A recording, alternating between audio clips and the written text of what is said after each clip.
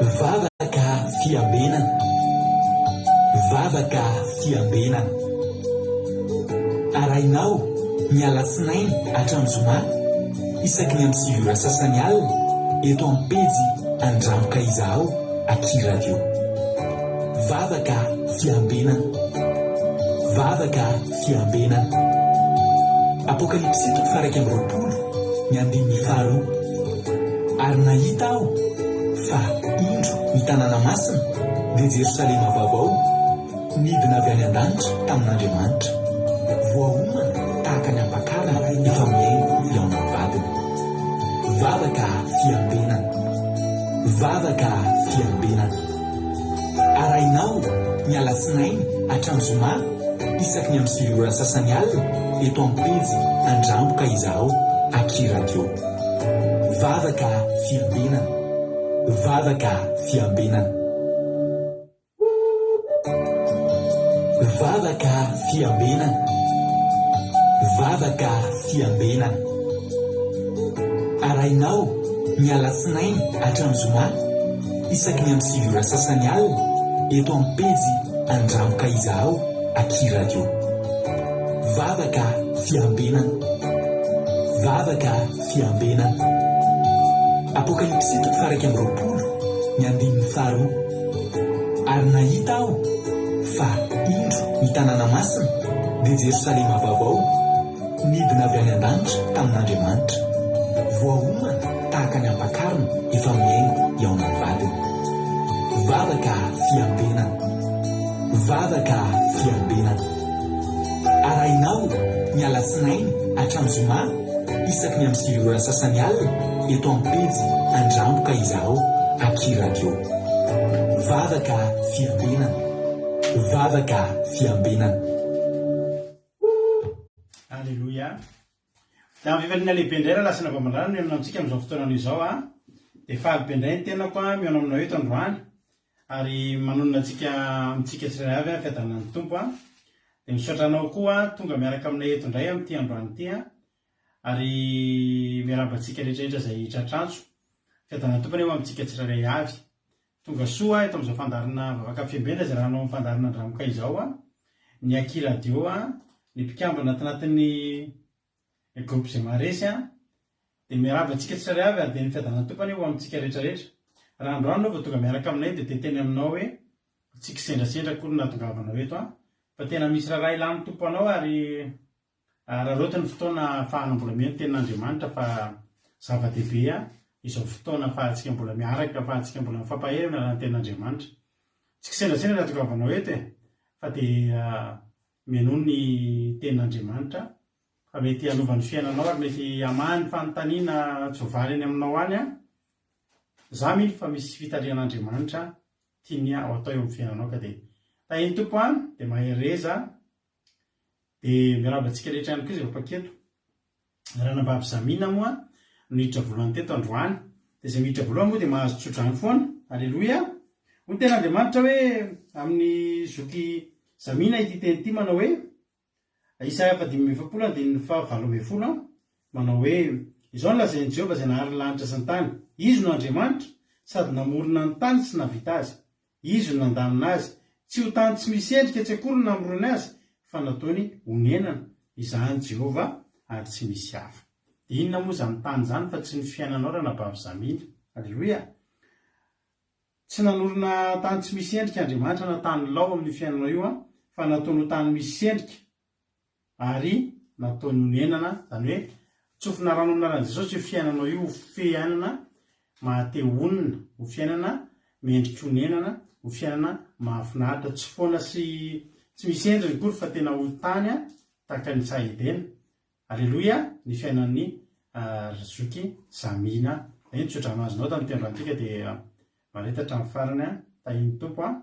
Nanaraka azy ao a narakaraka azy nitra tao a. Razana Sosilvie tahiny tompo, Lovlitina tahiny Jesosy, Razana Sosilvie Kodaleoni, Marina Tiana, zamina kamaradin'i Jesosy, Kodaleoni, Yama, Fanilo Zavandramanana, tahiny tompo Erikaraka, ao ihany koa Tojo, Jesosy mandrakizay, Sandolana Irina, Aja Domona, Rahalala asan'ny apôstôly, ao ihany koa i ranavavy Mami, Marie-Jo, Tongasoa, i ranavavy Lina, antizanay de Madagasikara, ao ihany koa mihaja Jesosy Mpandresy, Aza Kapatitsy, Tahiny Tompo Marie-Jo, Zamina, Vatonona Todoli, Berthe Sava, Tahiny Jesosy ihany koa i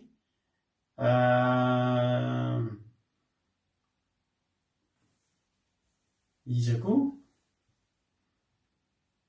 Eliana Miariniaina, Tongasoa Aja Tomona, Jonatana, Tongasoa daholo. Faly mahita anareo faly ray Eritovo, halleloia. Tsisy isorana ranavavy Zamina, Tahiny Tompo ihany koa ianao, dia maharetatra amin'ny farany daholo. Zay no mbola tsy vorambako teo ny sisan'izay efa narabaiko daholo. Tahiny Tompo ary tsika mianakavy, andolotsika ametraka ny fotoana am-piaratan'Andriamanitra, hivavaka aloha tsika amin'ny lahazatra rehetra, ametraka ny fotoana am-piaratan'Andriamanitra, ka andao ampandrosotsika ny anabavintsika Eliza Tsiala, izy nivavaka fanomboana androany, ametraka ny fotoana am-piaratan'Andriamanitra, izy ihany koa mbola hivavaka ho an'ny firenena. Tahiny Tompo ranavavy Eliza, anao ny fitenenana. Tahiny Tompo pasterna, dia tahiny Tompo koa sika rehetra izay manaraka an'izao mivavaka fianbenana izao, hiara hivavaka ary tsika. Jehovah-Andriamanitra rainay tsara indrindra, tonga indray ny fotoana handrenisana ny teninao. Okan'ireo fananay masinao hitoetra ao anatinay sy hitoetra ao anatin'ny tokantrano izay mandray izao afotry izao. Eny Jesosy, zavatra rehetra izay nataonay tamin'ity androany ity ka tsy mifanaraka tamin'ny sitraponao, dia diovy amin'ny rahanao madio sy velona izay Jesosy mba hahita ny fanatrehanao. Raha metraka an'izao fotoana izao izay Jesosy tompo malala, dia mbola metraka kosa Jesosy tompo malala ireo izay rehetra handray anjara amin'ity fotoana ity Jesosy, oka ny herin'ny fanahy masinao hirotsaka ao anatin'izy ireo tsirairay. Eo pastera izay namelona belatra amin'ny toriteny, oka Jesosy malala tena hoe ny herin'ny fanahy masinao ny ampiteny azy Jesosy tompo malala. Ary ireo namanay izay mbola eny an-dalana Jehovah-Andriamanitra ka mangetaheta anaraka izao fandaharana izao, dia oka ianao ny anafaingana ny dian'i Jesosy malala mba ho tonga ny anatin'ny tokantranon'izy ireo tsirairay avy. Arovy mandrakarovy amin'ny koneksionay Jesosy mba tsy ho tapatapaka, ary rakofy amin'ny rahanao madio sy velona Jesosy ny fitaovana rehetra izay mampiasainay rehetra amin'ny tiany anatin'ny tokantranonay rehetrarehetra ny Jehovah-Andriamanitra. Dia mankasitraka indrindra Jesosy any amin'izao fotoana izao, feno ny herinao izay Jehovah-Andriamanitra ary miasa fenonao anatinay tsirairay avy. Misaotra indrindra Jesosy, mankasitraka iray masina tsara indrindra, ny dera ary ny laza sy ny voninahitra dia ho anao rery any mandrakizay mandrakizay. Halleloia, amen. Halleloia, mankasitraka indrindra ny ranavavitsika Eliza Tsiala, isika tanatin'izay vavaka matsiro be izay nentiny tamintsika izay. Dia tahiny Tompo ianao dia tombositra, tombofasoavana, dia mifanatera amin'ny ankonanao. Misaotra indrindra ny fandraisana anjara fa mahafinaritra be mihitsy ny fandraisana anjara. Dia tahiny Tompo, Jesosy hamaly vidy. Halleloia. Andao aloha tsika no hira anankiray. Dia anatin'ny teny ity tsika aka baiboly, aka toerana tsara. Dia ohatrantsika to dia hitra amin'ny tenin'Andriamanitra izay hoentin'ny zokintsika felona rakoto. Halleloia. Izy nitondrantsika anatin'ny tenin'Andriamanitra androany. Dia andao ary mino finaritra daholo araka ny toritentsika maly. Dia andao rehefa tsika tely aloha atsirovantsika ny toritentsika omaly. Tahiny Tompo ary.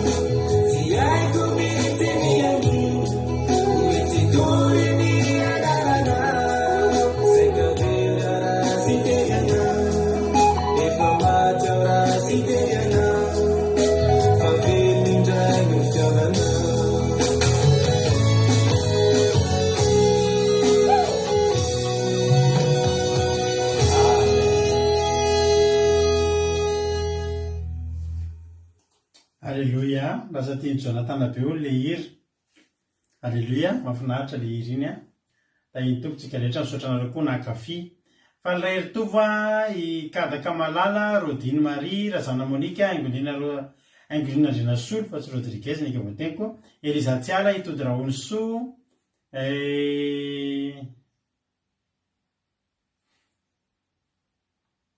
i Marina Tiana, za mbola sy narabaiko daholo a.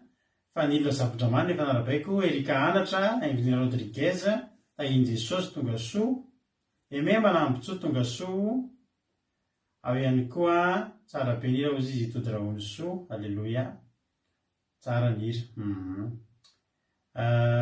Soameva tonga soa, Iama, Tainy Jesosy daholo tsika rehetrarehetra.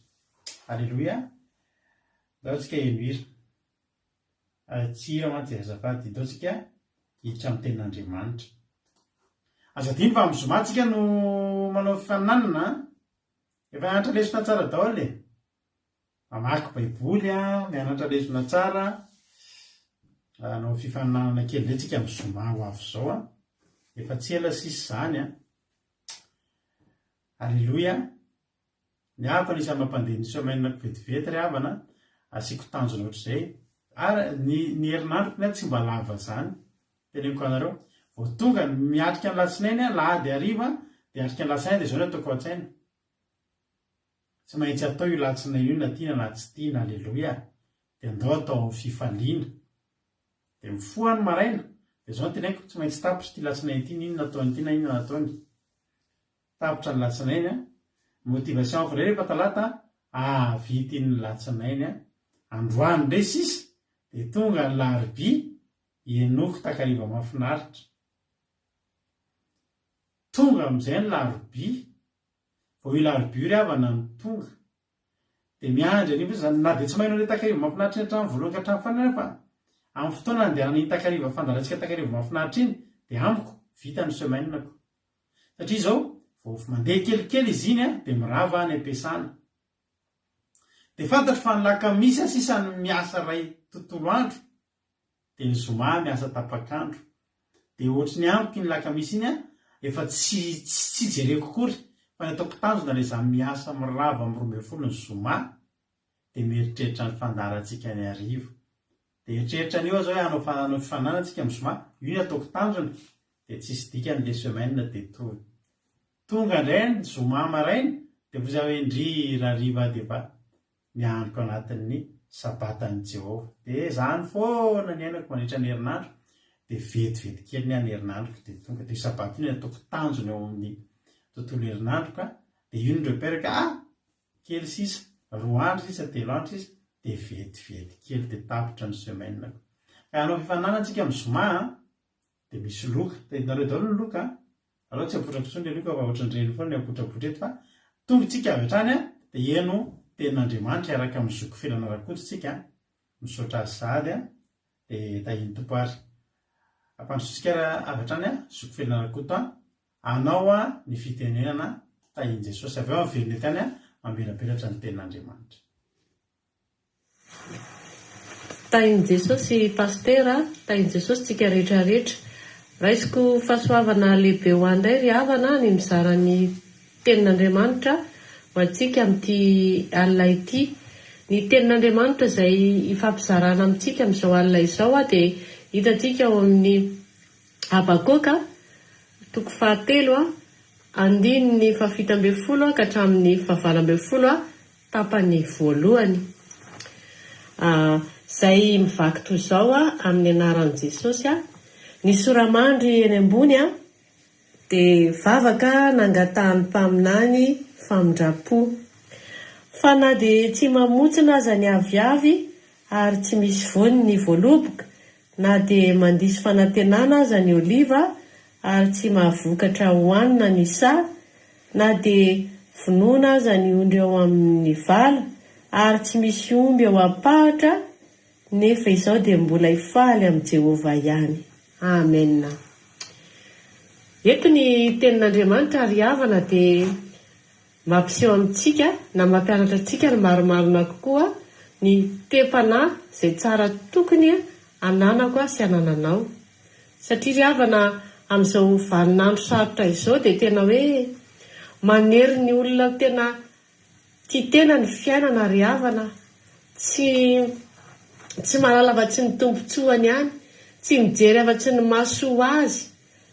Indrindra eto ny tenin'Andriamanitra nefa dia milaza sy mampianatra antsika manao hoe na dia tsy mamotsina aza ozy izy ny aviavy ary tsy misy voany ny voaloboka, na dia mandisy fanantenana aza ny oliva ozy izy dia ahoana ary tsy mahavokatra hoanina ny sa, na dia vonoina aza ozy izy ny ondry ao amin'ny vala dia ary tsy misy omba ao am-pahatra, dia ozy izy hoe nefa izao dia mbola hifaly amin'i Jehovah ihany. Ry havana malala, te-panahy tsara sy akasitrahana ny te-panahy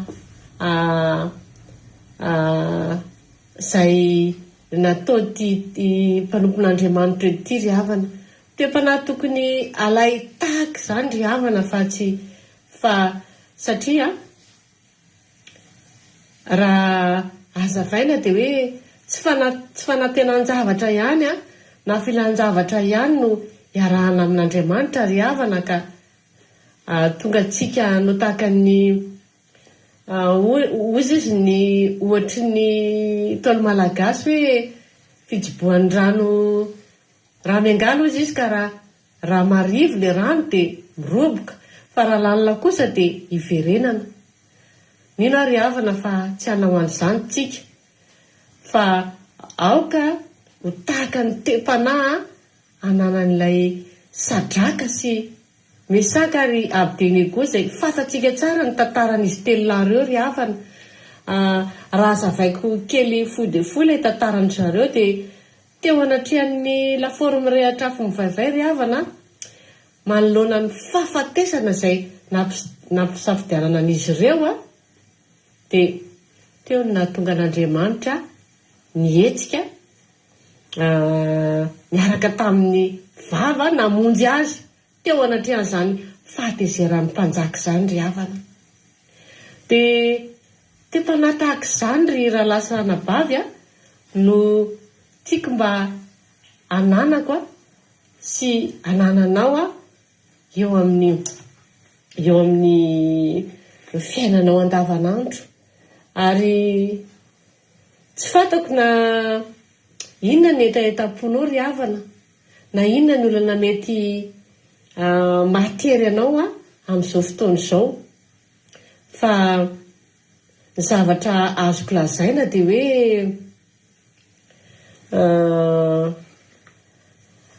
manantenana an'Andriamanitra arak'ilay tenin'Andriamanitra io, na dia tsy mamotsina aza izy ny aviavy, na dia tsy misy valiny an'izao dia izao ara ny valim-bavakintsika ry havana, dia manantena azy foana.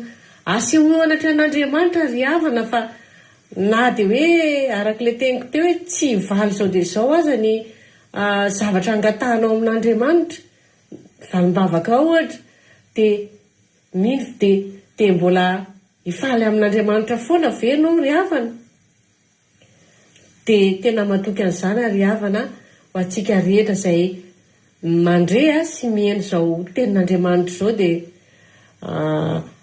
aza atao mahatezitra anao na koa hoe mampiala anao amin'Andriamanitra ry havana ny tsy mbola andraisanao valim-bavaka, na ataoko hoe ny famalian'Andriamanitra anao amin'ny fotoana izay mety ilanao azy, fa indrindraindrindra manantena an'Andriamanitra foana ry havana, fa na roviana tsy maintsy manana ny fotoan'Andriamanitra amaliana reny vavaka ireny. Dia fa izao ry havana ny tena tsara arak'ilay tenin'Andriamanitra mivakitsika teo hoe hozy izy hoe fa tsy hanary mandrakizay hozy izy ny tompo. Iverenantsika kely ilay tantaran'ny Mesaka sy Medraka ry Abednego teo ry havana. Nanangana sary olona volamena ny mpanjaka ry havana, dia notereny ny olona rehetra teo ambany fahefany tamin'izany fotoana izany hivavaka amin'io sary olona volamena io. Dia izay rehetra tsy mety mivavaka amin'ny sary olona volamena io dia atsipiny ao anatin'ilay laforme rehetra afo. Tena hoe laforme mamay, tena mamay izany. Dia teto ry havana Sadraka sy Mesaka ry Abednego tsy nety nikohaka teo anatrehan'io sary olona volamena natao amin'ny mpanjaka io ry havana. Dia izao ny zavatra nolazain'izy telo mirahalahy tamin'ny mpanjaka ry havana. Hozy izy hoe na hamonjy anay hozy izy na tsy hamonjy anay ny Andriamanitray, dia tsy mba hivavaka amin'ny sary olona volamena io zahay mpanjaka. Lehibe zany finoana an'izy telo lahy zany ry havana. Dia tena hoe rehefa nanambara an'izay izy telo mirahalahy ireo ry havana, dia tena hoe tezitra ny mpanjaka. Tena hoe tsy entinao zany hoe namaly amin'ny mpanjaka amin'izany tsy nikohaka teo izany, dia rehefa tezitra amin'ny mpanjaka ry havana, na eny ny vali teniny heditra izy telo lahy ry havana, dia inona no nataon'ny mpanjaka, na hanome baiko an'ireo maramilana izy hanipy azy telo mirahalahy tao anatin'ilay lafaoro ry havana. Dia fantatsika tsara hoe izany lafaoro izany ry havana tena hoe manana fanana tena mafana dia mafana. Ka na dia ohatra ny hoe ireo maramilana ny pianisy telona ireo ara mbola lavitra ry havana dia efa maty no ny herin'ny afo. Fa izao ry havana ny zavatra mahagaga nanaovan'Andriamanitra tena hoe fahagagana, ary tena nampihetsika amin'ny fon'Andriamanitra loatra ny finoana an'izy telo mirahalahy teo anatrehan'ny fanapahan-kevitra izay noraisin'izy telo mirahalahy, ka nahatonga n'Andriamanitra namonjy azy tao anatin'ilay laforo mirehatra afo. Ary voalaza ny tantara ry havana fa na dia ny akanjony aza tsy nandrenesana fofona afo akory rehefa nivoaka tao reo Sadraka sy Mesaka ary Abednego reo. Ary izao koa nisy olona fanefandry havana izay hita niaraka tamin'izy telo lahy reo, hita izay nandeha teo. Tsy izy izany olona fanefandry izany ry havana fa Andriamanitra no nisevatana tamin'ny izy ireo ry havana. Dia tena zava-dehibe ry havana izany fahagagana nataon'Andriamanitra izany, ary tena hoe mampitombo ny finoana izay ananantsika ihany koa. Fa izao aka ohatra kely anankiray ihany koa ako ohatra izay somary atao hoe mahatsikaiky izy ny teny malagasy nefa zava-misy tantara kely. Zavatra anankiray anisan'ny tena mahatery antsika vehivavy ry havana rehefa anambady lehilahy anankiray tsika dia inona zavatra jerevantsika voalohany? Tombatombanantsika ny fananan'ilay lehilahy, zanakiza, inona ny fananany, inona ny fahaizana pahalalana ananany. Izany hoe tsika izany ry havana dia ohatrany hoe amin'ny teny vahiny hoe materialista izany tsika vehivavy. Fa ny dikan'izany ry havana dia zao tsy fitiavana izany, tsy fitiavana an'ilay lehilahy izany, fa ny tena fitiavana ry havana dia tena hoe tia ny fofeny fitiavana. Ilay fanekena eny ambonin'ny alitara dia araka le fitenenina manao hoe na manan-karena na miamahantra dia tsy ala aminao na raha lehilahy io na raha zazavavy. Izany ny tena hoe fitiavana ry havana. Tem-panahy tahaka izany ny tokony ananantsika kristianina eo amin'ny fitiavana an'Andriamanitra ry havana, ka mahatonga ny Habakoka nanoratra nanao hoe na tsy mamonjy aza ozy ny aviavy dia manina ozy izy dia mbola hifaly eo anatrehan'Andriamanitra ihany. Farany ry havana amezako an'izay tenin'Andriamanitra izay dia hoe aoka tsy fanantenany zavatra fotsiny ihany no fiarahantsika amin'Andriamanitra. Dia voninahitra n'Andriamanitra rery ihany amen. Alleluia. Mahakasitraka zoko filana rakoto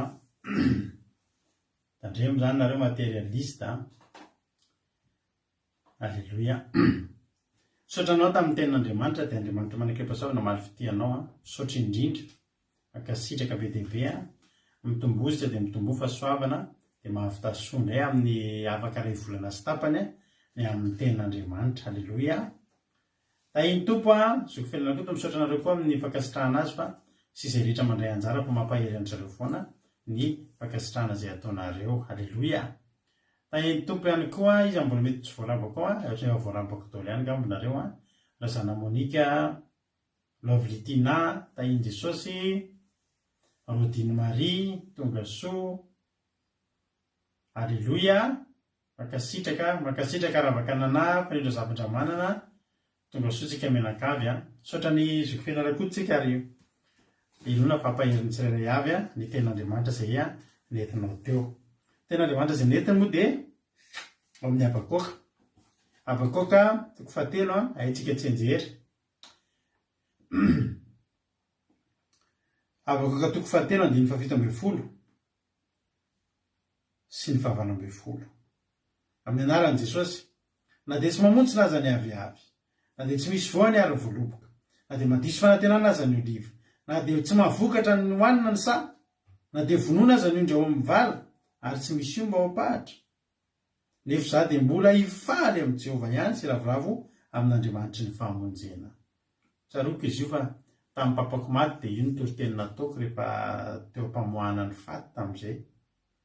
Tadidiko izay toriteny izay fa izay mba toriteny teny toliko tao anatin'ny ranomaso tamin'ny raiko andeha ho alevina tamin'izany. Ny tena marina amajerena ity teny ity dia mahita lehilahy anankiray tokoa tsika tena tsy materialista. Mahita abakoka tena tsy miasa saintsika. Fa ny azo izao fotsiny hoe misy Jehovah fotsiny ireo asa tsy misy. Na tsisy izany rehetrarehetra nefa eritreretinareo ireo zavatra rehetra voalaza ireo dia iankinan'ny fiainana. Iankinan'ny fiainana. Tamin'ny Palestina dia iankinan'ny fiainana ireo. Ohatran'ny hoe tsika ao an-trano izao, inona izao aminareo ny iankinan'ny fiainana? Inona izao aminareo no misy hoe raha vao tsisy zavatra eo an-trano dia tsy mandeha mihitsy ny fiainana. Ohatra, inona ao an-tranonareo zao ohatra hoe ao an-tranonareo zany dia misy zavatra anankiray raha vao tsisy io dia ohatry tsy milamina mihitsy ny tsy resaka zava-panahintsika, tsy hoe toriteny na hoe Andriamanitra na Jesosy fa zay efa ato amintsika.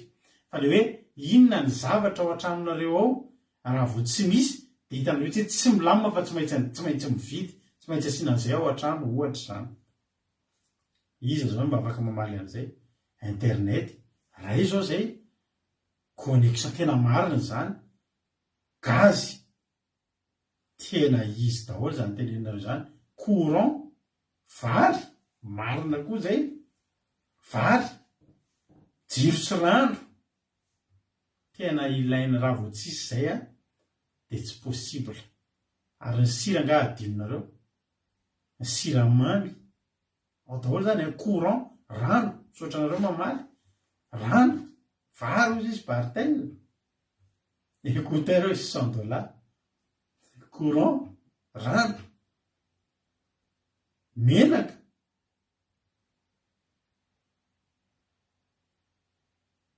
sira, izay sara todi ronsosa dia mitovy. Raha vao tsisy sira ao an-trano na siramamy tena ohatrany tsy mety.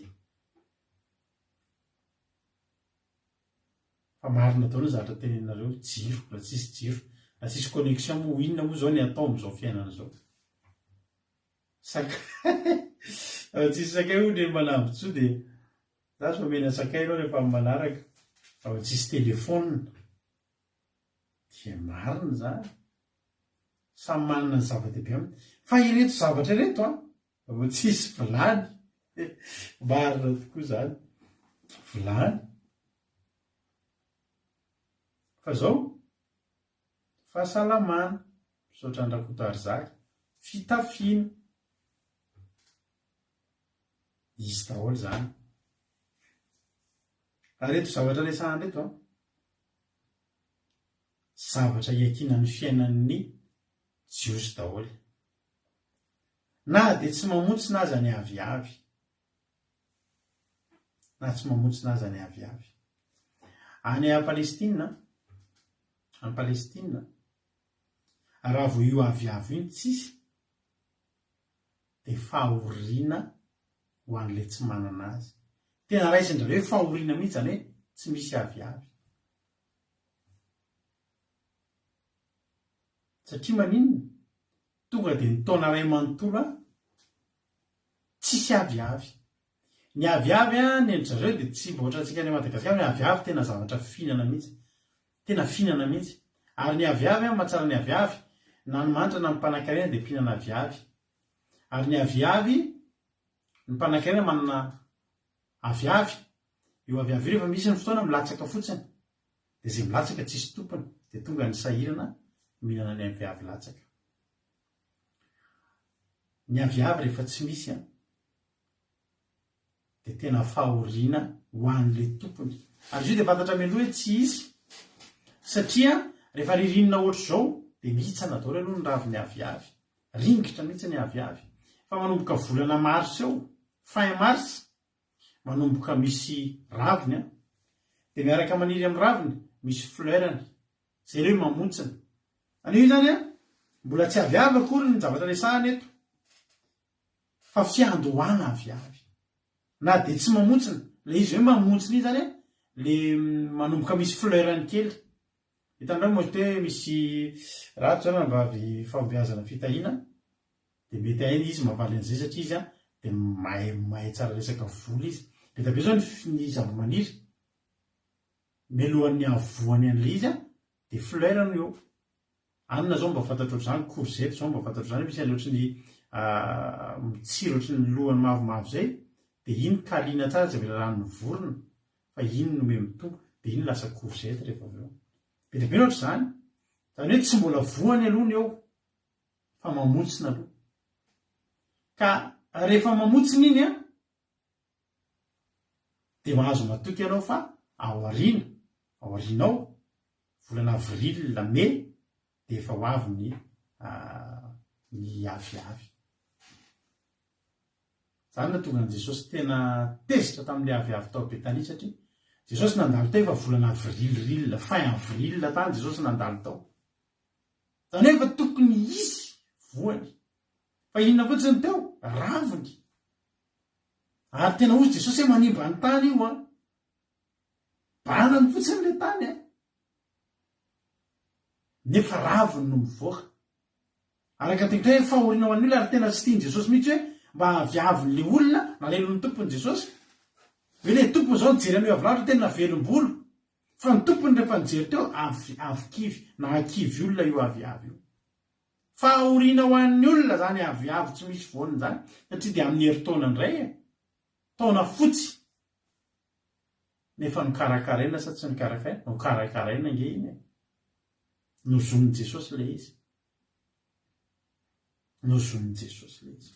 Melohan'i Jesosy satria zao nanaroka ihany amin'ny fotoana efa tokony hisy fa tsy nisy. Vao namontsina dia efa mahaverim-bolo. Fa ny Abakoka tonga dia niteneniny na tsy mamontsina azy io. Zany hoe ny taona ray manontolo vao tsy mamontsina dia fantatra fa ny taona ray manontolo tsy hisy eo e. Fa ny faritany Abakoka fa ny taona tsy hisy an'io a, ny taona ray manontolo aninona ozy izy? Za dia mbola hifaly amin'ny Jehovah ihany na dia herintaona azy amin'ny volana marsa manaraka indray tsika mifankahita. Raha ny olona ny ohatr'izany, araka ny tenitany hoe fahoriana, ohatrany donam-pahoriana ny olona. Raha ny aviaviny zany tsy nisy namontsina, satria dia amin'ny herintaona mifankahita. Tsy amin'ny sabotsy mifankahita fa amin'ny herintaona mifankahita. Fa ny faritany Abakoka raha tsy mamontsina io a, tsy problème zany. Nga io ny fiainako izy izy. Ny olona tany Palestina, ny Jiosy no manao an'io fiainana, dia miankina amin'io fiainana, dia ny fifaliana zany a iankina, io no mitondra. Mamontsina, falytsika lehibe Jehovah, alleluia, andao amin'izay andeha hivavaka, andao hiteranareo. Andao hiteran'Andriamanitra. Fa manino? Namontsina ny aviavy e. Ary raha tsy namontsina, za tsy hivavaka intsony. Tanareo fa za mbola famaly kely zay sy Jesosy. Poly foana Abakoka fa izy tsy io ny vavahany. Araka ny tenin'ny zokifiainana koa tsy materialiste zany Abakoka zany. Tiany fotsiny amin'izao Andriamanitra. Dia hifaliany, dia hiraviravony. Alleluia.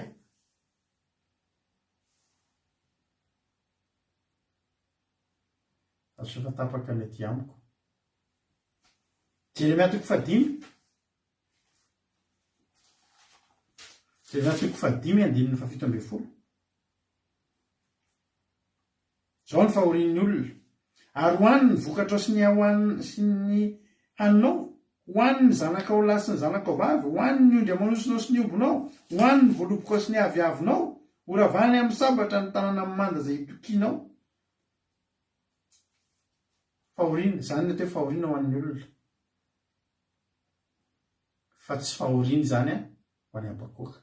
Ny Abakoka izao fotsiny fanontaniany. Misy Jehovah ve ty fiainako ty sa tsy misy? toizy ny olona mialohan'izay aloha ry avako ka jereo fa famotsy nangeny aviavy ao zy izy ny fanontaniako de zao misy ve Jehova ve ny fiainako sa tsy misy? Alleloia. Na de tsy mamotsy na zany aviavy ary tsy misy voany ny voaloboka zany koa de zavatra tena manandanja arena tena hoe zavatra ngeza be mihitsy zany teo amin'ny Israely. Ary ny olona manana voaloboka zany de manan-karena izy, raisina ho arena zany. Ary ny voaloboka tsy mba nanany olona manana ny voaloboka mila fikarakarana be mihitsy, tena mila fikarakarana be mihitsy ny voaloboka. Ary hitantsika tsara fa aty andafy misy fotoana rehefa le mangatsika be reny, ohatra hoe mbola rehefa volana ohatra hoe volana août efa mangatsika be sady ny andro, na septambra, voalohan'ny septambra, de inona ny ataon'ny olona ty andafy? Asiany afo mirehatra eny amin'ny tany voaloboka eny, satria maninona ny voaloboka tsy mataty atsika, de simba tonga de mikaiko niny raha vao reny atsika. Alleluia.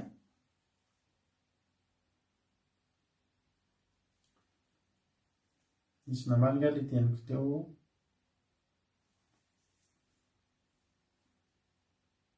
Fa any Palestina mety be mihitsy ny toetrandro, mety aminazy misy le hafanana, de ny voaloboka any tena masaka tsara, tena ngeza tsara, tena mahazo ela tsara. Fa io voaloboka io tsy misy voniny raha tsy voakarakara tsara. Io zany raha vao tsy voakarakara tsara amin'ny atsipiriany mihitsy io voaloboka io,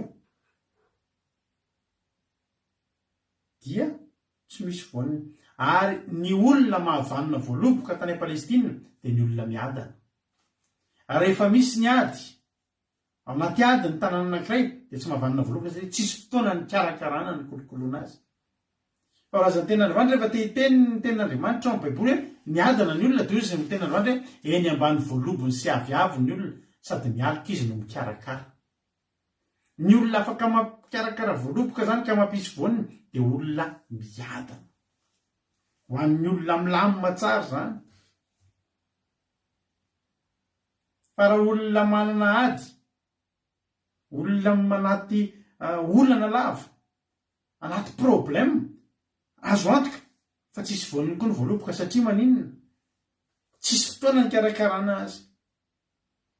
Ny fotoana tokony karakarana azy ny karakarana olana hafa, ny karakarana ny tenanao, ny karakarana ny fahavalo, ny divanao tamin'ny fahavalonao, na andaminanao ny karazana olana isan-karazany. Ka iabako eto de tena miteny mihitsy. Ary raha tsy misy voniny voaloboka zany hoe dikan'izany, na ohatra ary zany iabakôka mandalo ady. Mety misy problème izy amin'ny fotoana io de fanta fa tsy afaka ikarakara voaloboka izy. Zay tsara ny Mika 4:24, fa samy mipetraka eny amboniny. Zay tsara Mika 4:24, fa samy mipetraka eny ambanin'ny voalobony sy ny aviaviny izy, ary tsisy anahitaitra azy fa vavan'i Jehova tompony maro no efa niteny.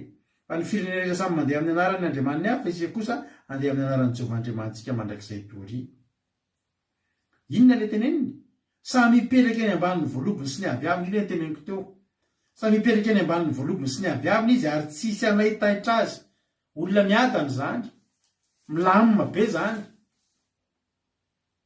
Fa ny olona tsy milamina, ny olona manaty ady, ny olona anaty problème, azo antoka tsisy voniny voalobokany. Ary te ilaza iabakôka anaty problème azy ao. Tsisy voniny io satria mbola misy zavatra hafa atrehako amin'izao fotoana zao. Inona natrehany? Ny nataony abakôka ngeravana de zao naminany ny lozan-jo. Naminany amin'ny lozan-jo ny taranak'Israely noho ny fahotany. Misy asan'Andriamanitra miandry azy. Itsika rehefa manao asan'Andriamanitra tsy mahatombony tsika. Tsy mahatombony tsika. Tadidiko tamintsika tabonomboka zao asan'Andriamanitra kely ataontsika izao. dia nisy olona misy taminareo taloha mety tsisy etsomoany zany olo zany fa mety misy mbola mijereto na ohatr' zany. Misy fotoana rehefa sabata dia tamin'izany zay mbola mipetraka tany Paris, tany akaikin'ny Paris, dia misy fotoana rehefa sabata dia misy vitsivitsy aminareo ireo tonga any aminay any manao sabata dia any no misakafo ny sabata. Matetika mihitsy ny tonga any aminay dia tamin'izany gaga ilay olona raha mba izoky itody zao efa tamin'izany dia misy fotoana eo am-pisakafoanana eo na dia tsy fomba aza milalao telefônina am-pisakafoanana, misy olona tampoka miantso, io pasitera fa misy mihetsika devoly, dia tonga dia eo am-pisakafoanana eo mijanona aloha ny sakafo dia mijanona ny sakafo, tonga dia ndao tsika alivava fa ka misy olona tamin'izany ohatr'izany nge tsika reto tamin'ny voalohany miantso tampoka nareo avy anay koa dia miantso avy anay tany amo itody raha onso efa tany tamin'izany tany amo tadidiko mihitsy natokavany zoky itody voalohany tany diso lalana kely zay izy tamin'izay dia nalaina tadidy zoky itody nafinaritra zeny fa tena ohatra hoe tsisy fiadanana fa ny tena marina tsy mahatombona sakafoana ianao efa sy tena fa miatsika be tonga dia ajanona napetraka ny sotro ndao tsika hivavaka tsika no délivrance. Misy fotoana ho aza tamin'izany ahako mbola teknisiana mpamboatra ordinateur zay ny asako taloha any anaty braon'olona dia manao écouteur iny dia zany amin'io tsy tapaka ny telefoniko amin'izany. Misy olona foana en ligne tamiko tamin'ny 2018 2019 reny misy olona mibetsaka foana mpaherezina zany dia sady misy foana sady miasa eo mitoerana mangina be, misy olona délivrena dia gaga le olona kandraindray ianao miasa rery anaty trano anaty salle informatique an'ny olona ao indraindray ianao misy olona eo gaga le za mitesana eo miaro ahoana tsy nitena fa maninona zafaty fa mialo aminaran'izao sady manery an'le visina ordinateur mialo amin'ny vern'olona io miteny lery amin'ny ordinateur misy olona délivrena misy raha nabavy zay tany tsy haiko Koweït sa Arabie Saoudite tamin'izay miatsika devoly be mihitsy ka ianao tsy afaky le devoly zao ny oko zao le olona nikenday ny devoly oui monsieur ina tenenao teo miaro aminareo eny an-dalana mandeha mitady lete société anaovako an'ilay intervention miaro aminareo sasy za manodidinareo mianaro ny jesosy tsy mahampiadana iny fa tsisy voaloboka aiza ny ahafahanao mikarakara voaloboka amin'izany ka hiabakoka teto dia tena ny teny tonga dia ohatrany karazany ohatrany hoe tonga zany dia ohatrany lavolefona kely zany abakoka raha diniantsika ny zavatra diniana eto raha diniantsika ny zavatra mitranga eto tonga dia izy abakoka hoe tsisy voany ny voaloboka raha vakina amin'ny teny frantsay mantsy ireo teny rehetrrehetra ny abakoka ireo dia conjugueny au futur simple daholo au futur daholo zany ireo zany hoe zavatra ho avy daholo hoe na tsy hamotsina na dia tsy hamotsina na dia tsy hisy voany ka tsisy voany izy mafantatra tsisy fotoana ny karakaran'ilay tany-boaloboka izy nefa aina zany fa to dia vazao ny tamin'izao raha izao no toy ho ratsy ny vokatra amin'ny teto satria tsisy fotoana ny karakaran'ilay tany-boaloboka fihinona ny zavatra ataoko zana no asan'Andriamanitra zana dia manao teny faminana iny mandeha maminany eran'ny tanàna fantatra fa tsisy voany ny voaloboka ary ny amin'ny oliva zany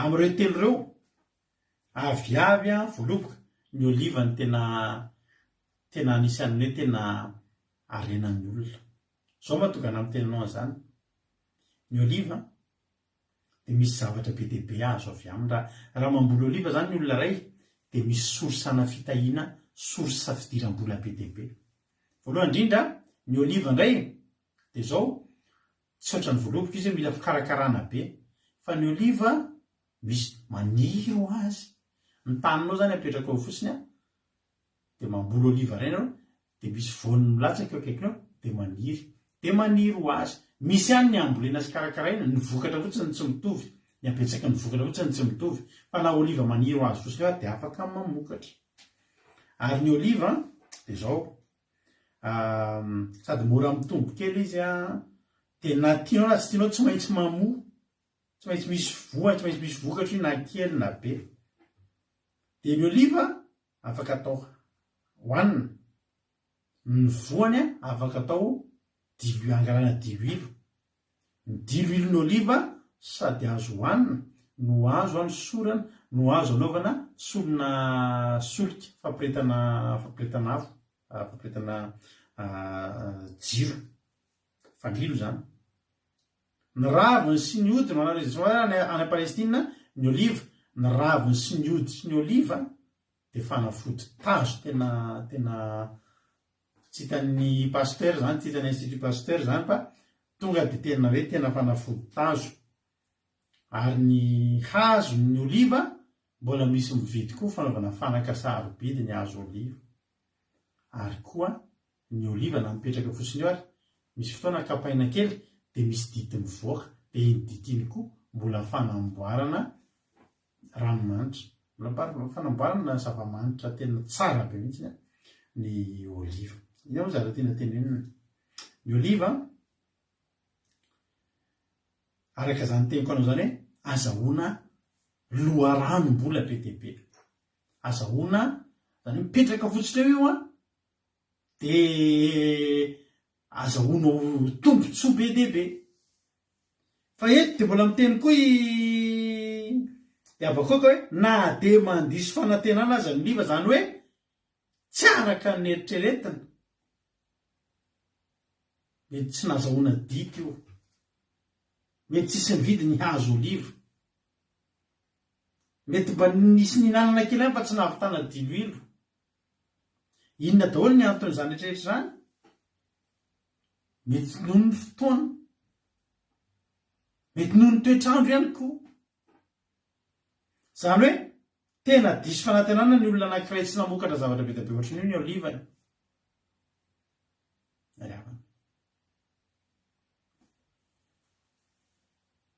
reo telo reo fotsiny mbola tsy resaka n'le telo ambony satria mbola misy telo ambony tsy mahavokatra ny saha vonoina ny ondry eo amin'ny valo tsy misy io mba apahatra reo indray dia aina ihany koa reo telo ambony reo ary hoe zavatra enina voasoratra reo avana dia aina fiainan'ireo takatsika lenan'olotera tsisy wifi tsisy gazy tsisy vary tsisy sira tsisy zany ngereo tena miantoka ny fiainan'ireo raha reo zany no mandeha amin'ny lohan'ny daholo na mivavaka na tsy mivavaka tsy manino fa milamina daholo ny fiainana fa neny abakoka ry havana nalainy tamin'ny mitsimbadika zany ny olona miteny raha reo no milamina daholo dia tafiditsika ozy ny olona raha reo no milamina daholo fa ny abakoka anay dia zao na tsy misy ary reo alleloia fa mbola eo Jehova dia tafita hoy Joba any amin'ny Joba 4:25 na dia hamono azy izy le izy Jehova dia mbola toky azy any raha fahitana ny teniny abakoka eto dia misy andriamanitra tsy miraharaha misy andriamanitra mamono fa tsy mamono amin'ny abakoka tsy mamono ahoana ny tenin'ny mpianatra Korintana ahoana ny tenin'ny Paoly mba meko verse anao androany fa za tena te hitarika anao koa androany aza materialista miaraka amin'Andriamanitra misy fotoana ireo tsisy misy fotoana ireo tsisy fa anjaranao no misafidy hisafidy ny faly amin'ny Jehova ianao sa hisafidy ny andongolongy amin'ny Jehova tsy misy riavana zany fiainana kristianina fiainana miaraka amin'Andriamanitra zany ka tsy andalovantsika fotoana misy tsisy ireo zavatra tsy misy ireo zavatra raha misy foana ireo ahoana ny afantaran'Andriamanitra fa faly amin'ny foana ianao na tsisy ary reo nefa reo ary nisy foana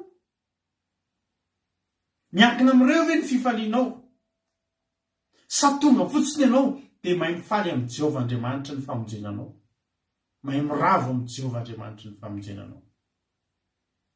Korintianina faharoa toko faefatra vakiko aminao lavalava 9:9 hatramin'ny 10 vakiko. Korintianina faharoa toko faefatra 9:9. Alleluia. Ndao vakiko hatra manomboka amin'ny 9:7 azafady. 9:7. Korintianina faharoa toko faefatra 9:7 hatramin'ny 12. Alleluia. Fa manana zao rakitra zao amin'ny vilany-tany zay mba ho an'Andriamanitra ny alehibean'ny hery fa tsy avy aminay. 9:9 eny tsara amin'izay ary. Voageja manodidina izay nefa tsy tery, very hevitra nefa tsy mamoy fo, enjehina nefa tsy nafoy, potraka nefa tsy maty. Mitondra ny fahafatesan'i Jesosy mandrakariva teo amin'ny teny izay mba aseho amin'ny tenany kosa ny fiainan'i Jesosy. Fa izay velona, fa izay velona dia atolotra amin'ny fahafatesana mandrakariva noho ny amin'ny Jesosy mba aseho amin'ny nofinay mety maty koa ny fiainan'i Jesosy. Koa ny fahafatesana no miasa ao aminay fa ny fiainana kosa ao aminareo. Ary satria manana izany finoana zany indrindra izay araka amin'ny voasoratra hoe nino ka dia niteny, dia mino koa izay ka miteny. Fa fantatra fa izay nanangana an'i Jesosy tompony nanangana anay koa miaraka amin'i Jesosy ka hanolotra anay miaraka aminareo. Fa ny zavatra rehetra dia natao noho ny aminareo mba hitombony ny fisaorana ho voninahitr'Andriamanitra noho ny fitombo ny fahasoavana amin'ny maro. Ary tsy ketrika izay fa na dia melevina aza ny toetra ivelany dia voazina isanandro isanandro kosa ny toetra anatiny. Fa ny fahorinay maivana izay vetivety foana dia mainka miasa fantatra indrindra ka mahatateraka voninahitra mavesatra maharitra mandrakizay ho anay. Fa raha tsy mijery izay hita izay fa nitsita, fa ny hita dia vetivety fa nitsita dia haritra mandrakizay. Hitanao ry havana, ny mpianatra Paoly na mpianatra ny mpianatra na mpianatra ny olona efa hivonina sady ny amin'ny fijaliana. Ary Paoly niteny fa raha misy fotoana mandalo azy tsika vetivety fotsiny ireo.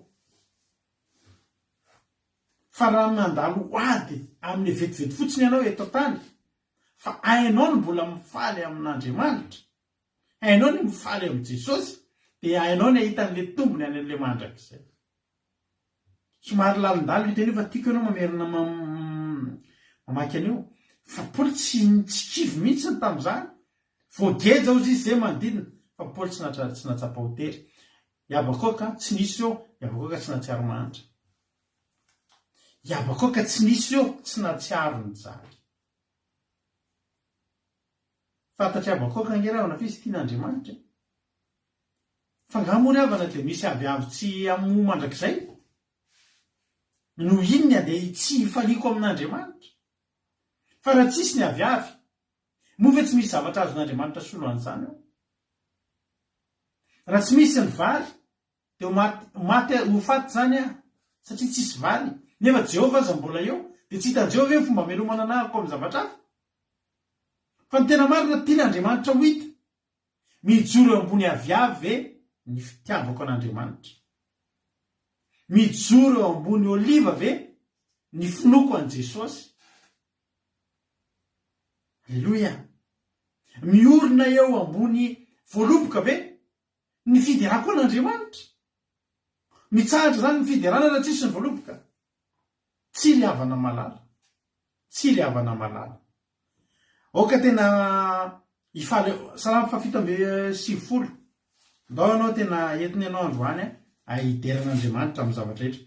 Salama 7:70 9:12 hoy tena Andriamanitra, mifalia amin'ny Jehovah ry olo-marina ary miterany na ranomasina. Ianao nge olo-marina mamarin'ny Jehovah nge ianao aza atao voasaka ny voaloboka sy ny aviavy sy ny sisy zany ny fideranao sy ny fifalianao amin'Andriamanitra.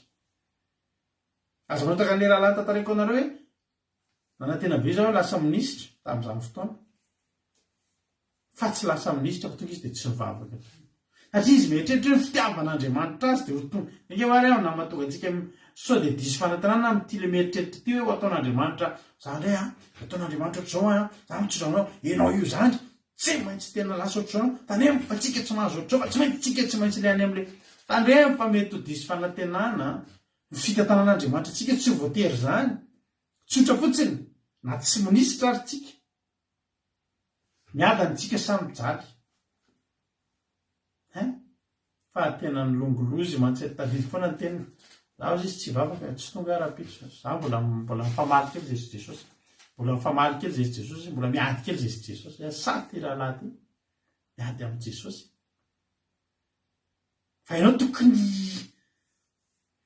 tokony faly moa tena Andriamanitra ao amin'nday ihany marina ny feo miobiny amin'ny famonjena ao amin'ilay ianao io salama 7 amin'ny zato vakiko salama 7 amin'ny zato salama 7 amin'ny zato adiny 4 amin'ny hatramin'ny 7 amin'ny hoy ny tena Andriamanitra Jehova no eriko sy fiderako eo famonjena izy ao anday ihany marina ny feo miobiny noho ny famonjena tanan Jehova mampiseho eny tanana ankavanan'i Jehova mampiseho eny tanana ankavanan'i Jehova dia misandratra ny tanana ankavanan'i Jehova mampiseho eny tsy ho faty afa ho velona ka hitony ny asan'i Jehova ny fahaizan'i Jehova mafy nefa tsy natolony ny fahafatesana isika ireo samy manana tranolay isika ireo samy manana ny tranolay atsika samy manana ny tranolay ary isaky ny trano misy feo mivoaka mety ny tranon'ny olona eo akaikinao mety feno hira le hirany zao tontolo zao reny mivoaka mety feno ady mivady mivoaka mety feno dradradradra ankizy mivoaka voatera bao ny eo alatrano dia feo anjaza mitomaniny reo ao tsisy vola tsisy miasa mianakavy feo an'izy mivady miady feo an'ny ankizy nona inona ny feo miala ao amin'ny tranolay ianao tokony ho hira fiderana tokony ho fiderana an'Andriamanitra ao anday any marina izy tokony isy feo mioby ary amin'izao fotoana iainantsika izao krizy zao mafy ny fiainana zao samy matsapa kosa tsika aloha zao fa mafy ny fiainana samy matsapa tsika ary tena maso mitovy vidin-javatra mitovy ny hitatsika Leclerc aty aminay Leclerc any aminareo Lidl aty aminay Lidl any aminareo ny action aty aminay action any aminareo larina magasin daholo zany ny intermarché aty aminay intermarché any aminareo ny vidin-javatra aty aminay ny kilaon'ny karoty aty aminay toy amin'ny kilaon'ny karoty any aminareo ary tsy zay tsika mivavaka ka manana baditra hoe super fan an Jesosy dia vao hitan'ny kesiera ianao dia hoe enany ianao fa ianao mivavaka tsy zay iaraha mahita ny amafin'ny fiainana inona ny voaka afany anatin'ilay an'ny olona amin'izao fotoa zao fidradradradrana fa inona ny andrasan'Andriamanitra hivoaka avy eo amin'ilay ianao ao anday any marina io le marina ny lazainy tamin'ny salama 7 teo ao anday any marina ny feo mioby noho ny famonjena ary resy lahatra izy fa mioby izy satria reny mihitsy ny tanan'i Jehova tanana ankavan'Andriamanitra mampiseho hery ianao inge anehoan'Andriamanitra ny hery ny fiainanao io ary ninona nalovanao hoy ny tenin'Andriamanitra hoy le tenin'Andriamanitra veriko vakiana aminao tsy ho faty fa ho velona ry havana mandalo ny tsy fisiana tsisy ninona ao am-pahatra tsy mamonjy tany aviavy tsy misy voany ny voaloboka madisy fanantenana oliva tsy mavokatra hoanina ny sa tsisy ondro ao tsisy omby ao tsisy ninona ao fa za te teny aminao tsy maty ny anoanana akory ry havana tsy maty ny anoanana akory za tena te teny aminao mihitsy tsy fahafatesana anoanana akory ny nahafaty an'izany abakoka zany sao dia verina hoe maty ny kerea i abakoka tsy ry havana tsy maty ny kerea abakoka fa maty ny fahanterana tsy maty martyra akory ary izy teteny aminao ho an'ny olona natahotra ho faty ny anoanana tsisy aviavy ange tsy hoe izy foana voaloko enina fa dia tsy ho fatinona eto faty afafambaraky matitra trantitra dia abakoka tsy zany no natahorany. Ny natahorany dia zao sao tsy hitasitraka amin'Andriamanitra aleoko mifaly amin'i Jehovah ihany, aleoko manome voninahitra azy foana fa raha mahay mifaly ao aminazy raha mahay manome voninahitra azy dia ho tafian'ny voninahiny ihany koa. Alleloia. Voninahary ve ianao?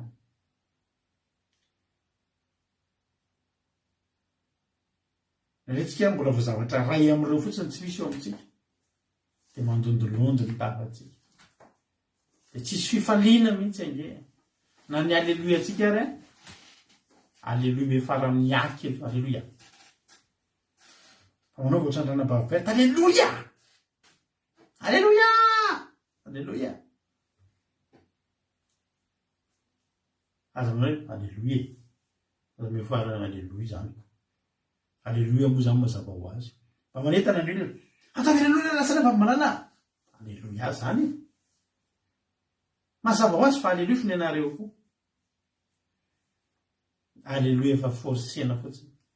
Alleloia tsy na tsy tian'Andriamanitra zany. Andriamanitra te handrea ao miala vao aminao, feo mioby afa ao anatin'ilay ianao. Ry havako, tsy aviavy ny vavahantsika, tsy voaloboka ny vavahantsika, tsy oliva, tsy zany ny falitsika, fa ny falitsika dia mifananatsika n'Andriamanitra.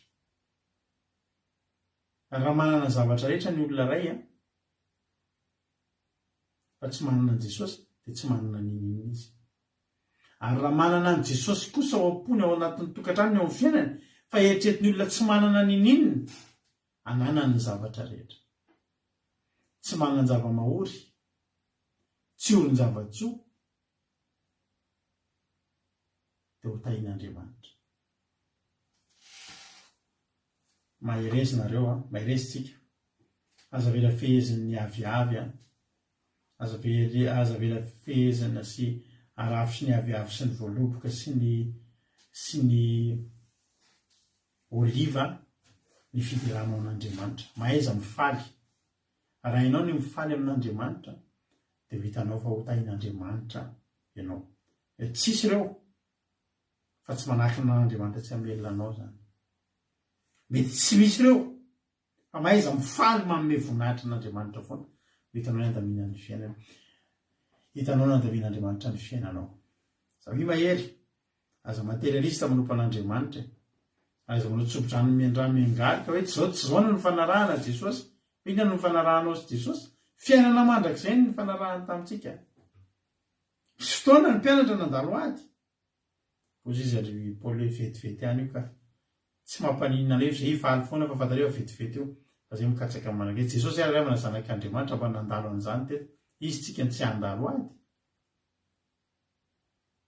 Fa hainao ve no mifaly amin'Andriamanitra? Raha za zao manontany nareo ety am-pamaranana, inona ary zao ny hira mba mifandraika amin'izany mba tokony ataontsika androany? Inona ary zao mba hira mifandraika amin'izany mba tokony ataontsika? Raha hanao hira anankiray farany tsika raha inareo mitsadoka lira atoko eto dia bravo be nareo tahian Jesosy. Alleloia. Asio feo mioby avy ao anday ianao. Zao krizy zao zao mihitsy. Zao dia zao foana. Zao mihitsy ny tokony ampivoaka hika fiobiana eo amin'ny ao anday ianao.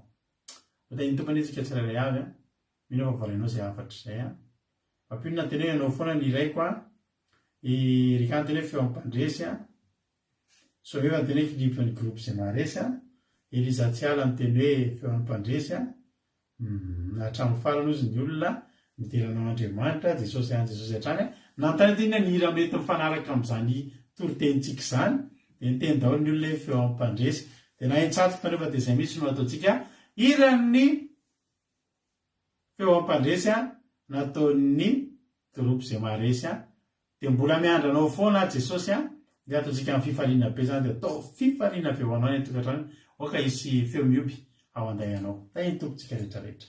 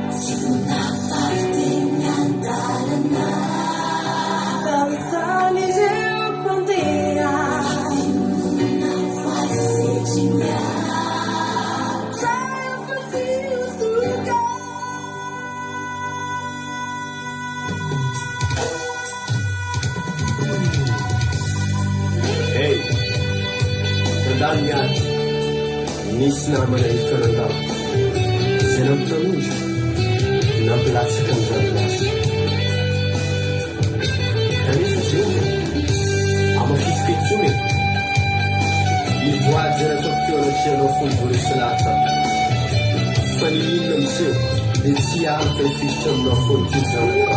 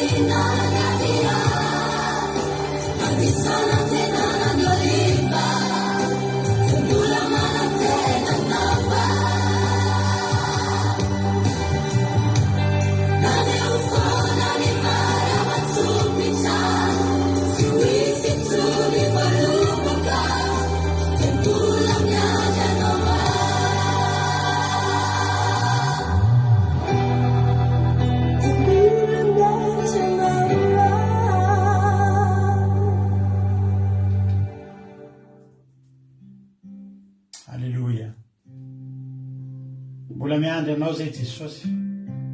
Zany tokony iranay Jesosy amin'izao fotoana izao. Ianao no andrasanay fa tsy voaloboka. Ianao no ankinanay fa tsy oliva. Ianao no ankinanay Jesosy. Raha mbola eo ianao dia milamina izahay. Raha mbola eo ianao dia milamina izahay. Faly foana izay rehefa mbola ianao no eo Andriamanitra. Faly foana izay rehefa mbola eo ianao. Halleluja. Na tsisy eo zany rehetrarehetra zany, fa ianao sisany eo. Halleluja. Dia mbola faly izay Jesosy malala. Androany Jesosy tena hoe ampianaro izay. Ampianaro ahifaly. Oka ho anday anay tena hisy feo mioby hivoaka foana. Tsy faritany zavatra ara-materialy, tsy faritany zavatra ety ivelany, tsy faritany zavatra anaty pôketranay na anaty pôsinay na anatin'ny compte bancaire anay. Fa oka izay ahifaly sy ravoravo aminao, fa tsy reny no nivavahanay, fa ianao Andriamanitra. Any an-danitra kely avana tsisy voaloboka tsony, tsisy aviavy, tsisy tsy zavatra ny tany nieritreretintsika hoe iankinantsika. Antsika fa Jehovah sisa no ifalitsika. Ko maninona moa tsika ny tsy anatra hizatra an'izany sahady? Raha hainao ny mifaly amin'ny Jehovah, tsy olona mijaly ny Kristy zany ianao. Hainao foana ny mahita fifaliana.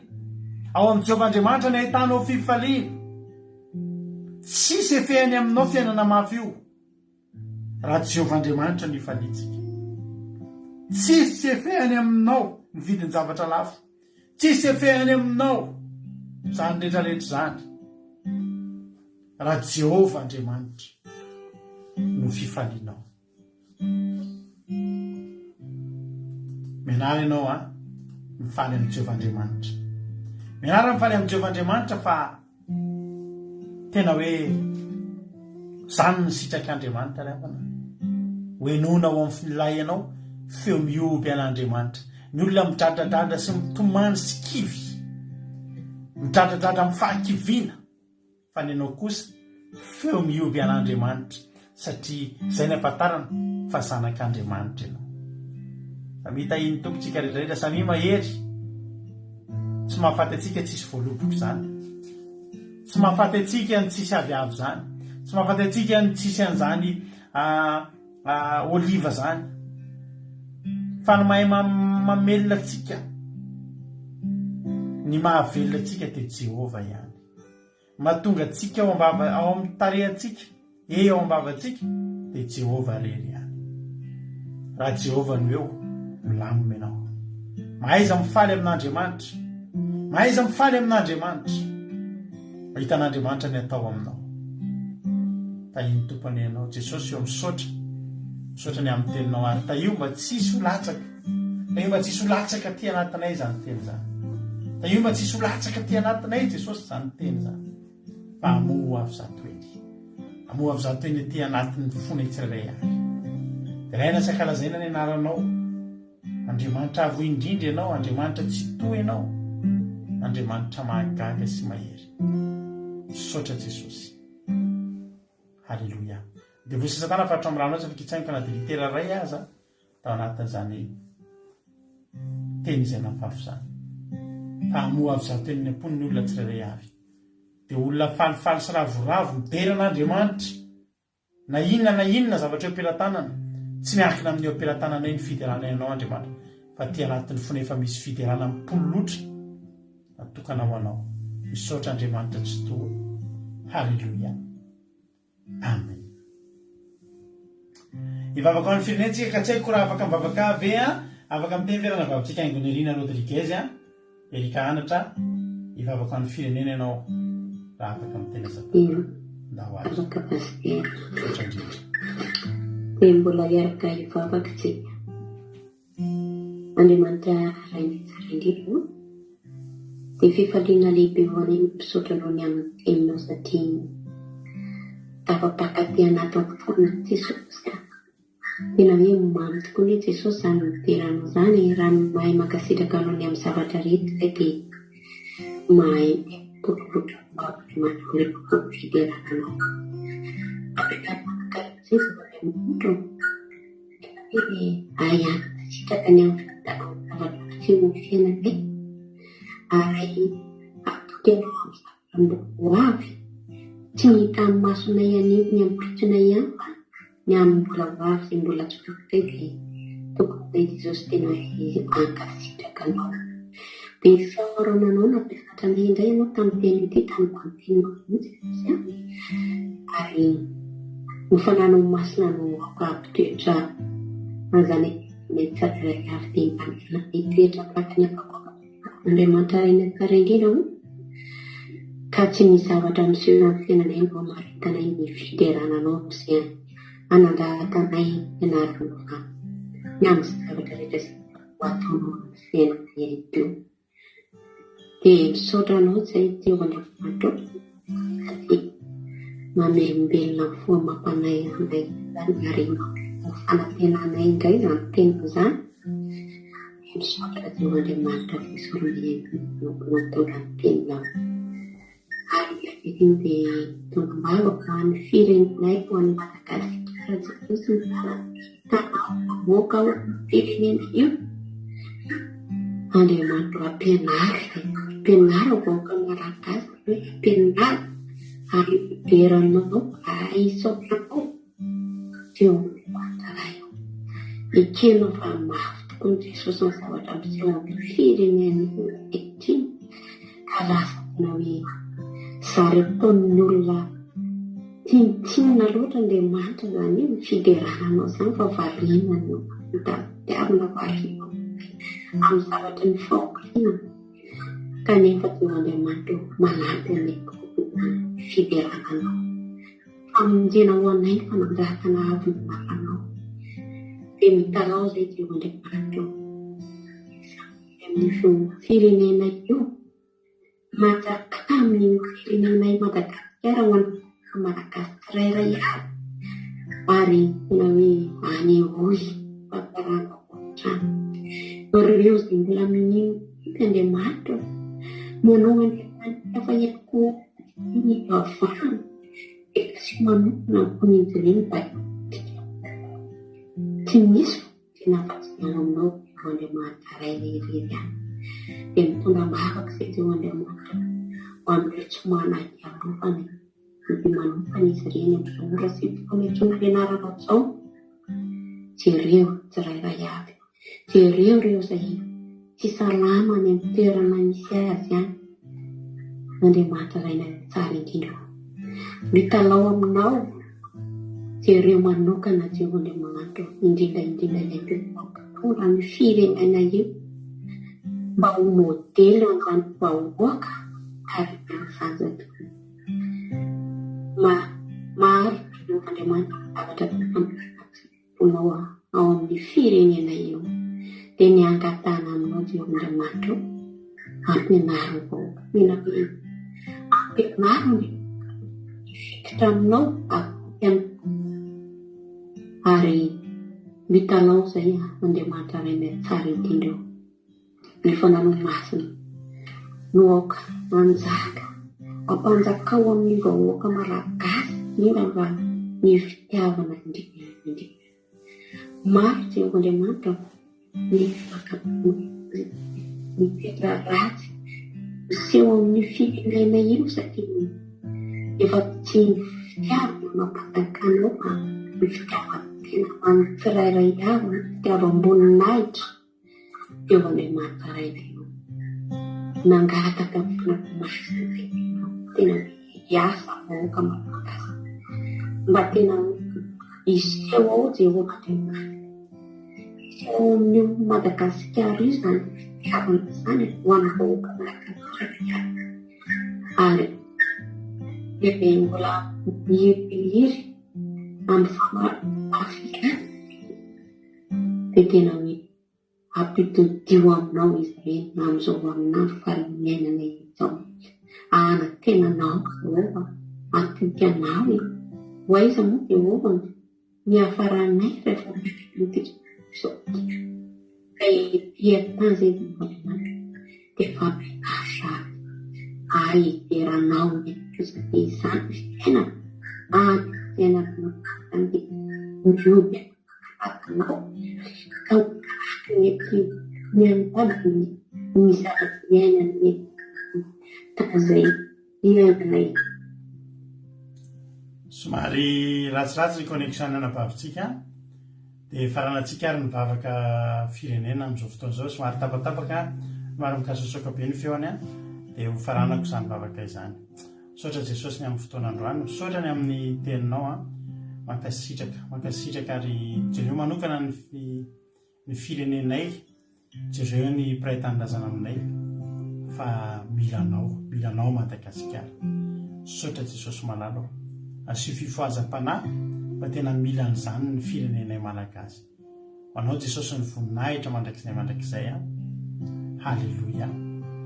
Amen. Halleluja. Misaotra betsaka ny tsika rehetra, misaotra andranabavitsika aingodina fa somary ratsiratsy moa fahinona azy tatia dia toa dia nifaranako ilay vavaka ilana tsiny aminy koritsanareo mety nareo tany ary mety tsy dia naheno zavatra teneny fa somary ketsoketsona kely ilay feony dia misaotra azy fa tsy avy aminy izy fa avy amin'ny connexion ny amin'ny toerana misy azy fa dia misaotra azy amin'ny fandraisana anjara. Andriamanitra manakale pasoavana ane amafitianao ranabavy aingonirina dia tahin'ny tompo tombositra dia mitombo fasoavana. Raha tsy mbola tonga amin'ny ranolanitra Jesosy ka tahin'ny tompo velona soa matsara daholo tsika rehetra dia eo anandray tsika rapitso amin'ny 3 ora arivo tsika dia efa eo neto ao anatin'ny fandarina takariva mahafinaritra rahanao ny groupe izay maharesy. Halleluja. Dia manasanao ary rapitso amin'ny 3 ora ny fotoana irahantsika eto dia ao anatin'izay ao arinan'izay ihany kosa dia eo anandray tsika rapitso alina amin'ny 7 ora sasany tahaka izao miaraka amin'ny tenako eto nareo ao anatin'izao fandarantsika vavaka fiambenana dia mpitoro teny hafa indray sy mpandray anjara hafa indray no hitanareo eto raha mipitso. Tsy haiko anao raha ohatra anahy fa raha zaho manokana dia tena mbola te hijery an'ilay hirantsika teo ohatra mahafinaritra amin'ny mahita anareo. Ahora ny hevitra raha velontsika fara iny fanaovantsika veloma eto ilay groupe irany groupe izay mary niarahana tamin'ny groupe izay maharesy teo avelontsika farany izy iny satria tsy dia mbola lasa loatra ny fotoanantsika.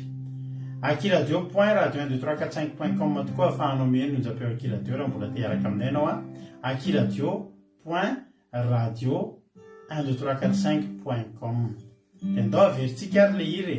Halleluja. Averintsika le hira dia samy mijery daholo rehefa reo daholo ny groupe izay maharesy reny henonareo mitoro teny rehetrarehetra reny hitanareo Albert Savary, Angelina Diamant, ry artisanay de Madagascar, Razana Zo Sylvie, ry Kadaka, ry Ama, ry Soameva hitanareo daholo ry zavo mo. Halleluja. Dia andao averintsika azafady ozy izy ranabavitsika marina tiana. Andao dia averintsika dia iny efa navatsika veloma dia tahiny tompo daholo tsika rehetrarehetra dia rahampitsonayntsika miona menofinaritra groupe izay maharesy mihiran'ny feo an'ny mpandresy tamata ao tamatavy menofinaritra tahiny tompo tsika rehetra rahapitso indray miona mahereza daholo.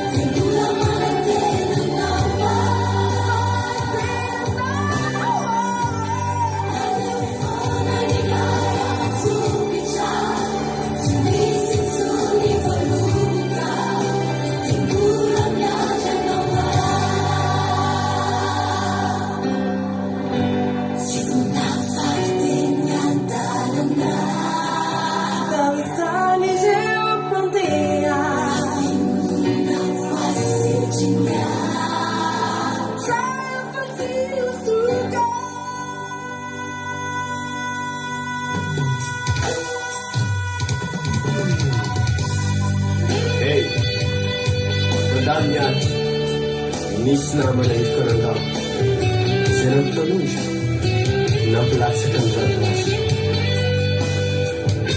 kanefa zio amafifitetsony mivoady zay natao anatrehanao fony voresilata fa ny inona amizay dia tsy alaka ifiditra aminao fony ty zanakao